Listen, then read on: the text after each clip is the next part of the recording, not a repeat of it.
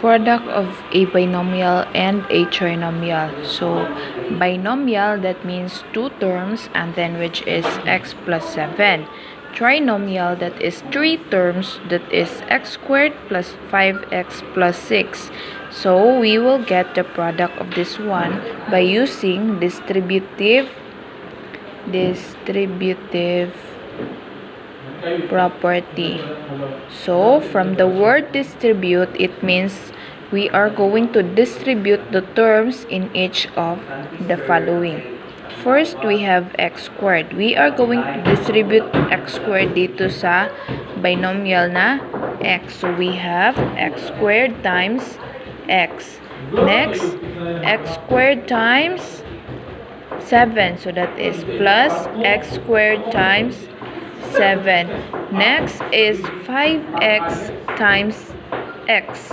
So that is 5x times x. And then next is 5x times 7. Okay, so plus 5x times 7. Next is 6x times 6 times x. 6 times x. Then next is 6 times 7 plus 6 times 7. Yan. So let us solve by using loss of exponent, that is x squared times x. Pag the same yung variable and it is multiplication, so what are we going to do is to add the exponent. The exponent here is again automatic 1. So that is 2 plus 1, which is equivalent to 3. So x cubed plus, now we have here 1 because that is the coefficient or the number beside the variable. So 1 times 7, that is 7.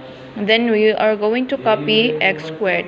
Next, 5 times 1 is 5. So x times x, that is x squared. Next, 5 times 7. 5 times 7 is equivalent to 35x. And plus 6 times x, that is 6x. And then 6 times 7 equals 42. So now we are going to combine like terms. X cubed here, walang like term. Kasi nga, 2 ang exponent nito, 2 dito, 1 and 1, then walang variable. So in combining like terms, we are going to consider the same variable and same exponent. So we are just going to copy x cubed since wala siyang like term. Si x squared and 7x squared and 5x squared, like term siya. So what are we going to do is to add this one, 7 plus 5, in which it is equivalent to 12x squared. Next, 35x plus 6x is also the same kasi yung exponent nila is 1 and yung variable nila is x. So therefore, same sila. And so we can add this one. 35 plus 6, that is equivalent to 41x plus 42. Since 42 is constant and walang like term. So therefore, this is now our final answer. Last time when we had our discussion in this one, I told you that there's another way in solving this one. So I'm going to show you how to solve it using that kind of way.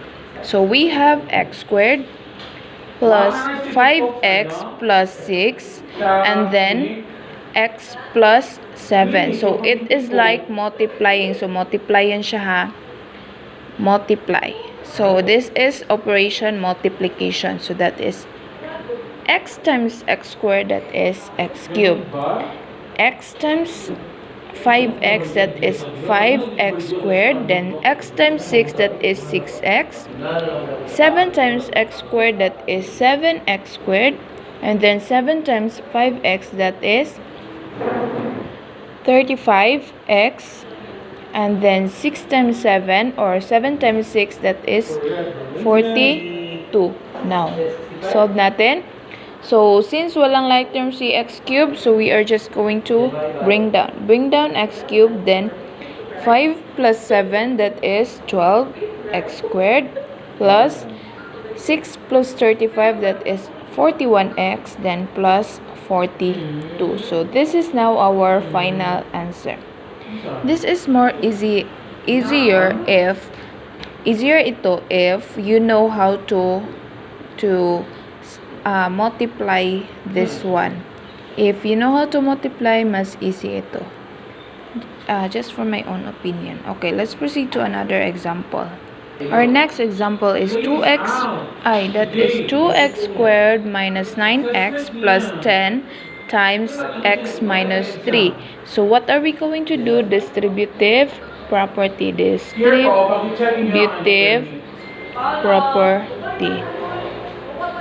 So that is ito, 2x squared times x and then plus 2x squared times negative 3. Kasi yung operation niya is minus. So, yung sign ng number natin is negative. So, that is 2x squared times negative 3. And then next, ito, 9x. Again, yung operation niya is minus. So, therefore, yung sign ng number or ito, yung sign niya is negative. So, plus negative 9x times x, then plus negative 9x times negative 3. Negative 9x times negative 3. Yan. So, yan siya. Next, plus 10 times x. 10 times x and then 10 times negative 3. 10 times negative 3. Yan. So, that is 10 times negative 3. After this one is, i-multiply natin siya. So, what are we going to do is to add this one and then multiply. 1 times 2, that is 2. Then, 2 plus 1, that is 3. So, that is 2x cubed plus 2 times negative 3, that is negative 6. So, that is negative 6x squared plus negative 9x times x, that is negative 9x squared plus negative 9x times negative 3, that is positive. Kasi pag the same sign i-multiply, magiging positive. So, that is positive 27x. Then, plus 10x, kasi 10 times x, that is 10x. Then, 10 times negative 3, that is negative 30. Yan. So, let's solve.